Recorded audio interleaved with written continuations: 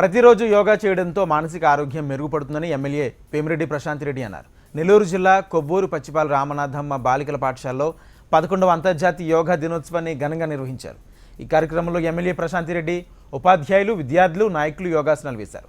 పాఠశాల స్థాయి నుంచి యోగా అలవాటు చేసుకోవడంతో ప్రతిరోజు ఆరోగ్యంగా ఉంటామని తెలిపారు.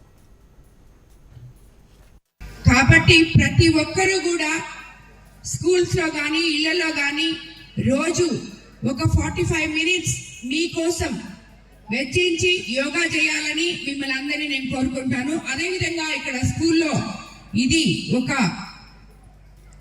గర్ల్స్ హాస్టల్ ఉంది కాబట్టి ఇక్కడ హాస్టల్లో కూడా ప్రతిరోజు వాళ్ళకి ఒక 1 అవర్ యోగాకి ఈవినింగ్ కానీ మార్నింగ్ కానీ పిల్లలకి వదిలేయాలని నేర్పించాలని, దాంతో వాళ్ళు ఎంతో మానసిక ప్రశాంతత ఉంటుంది యోగా చేస్తే.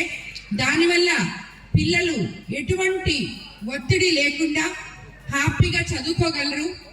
రాబోయే రోజుల్లో మనం ఏదైతే అనుకుంటున్నామో హెల్తీ వెల్తీ హ్యాపీ ఆంధ్రప్రదేశ్ ని భావి తరాల వాళ్ళకి అందించే విధంగా మన ముఖ్యమంత్రి గారు ఎంత సాధన చేస్తున్నారో అందులో వీళ్ళందరూ కూడా భాగస్వాములు. కాబట్టి స్కూల్లో టీచర్స్ అందరూ వీళ్ళకి, ఇంట్లో తల్లిదండ్రులు కానీ ప్రతి ఒక్కరు కూడా పిల్లలకి యోగా నేర్పించాలి అని చెప్పి మిమ్మల్ని అందరినీ నేను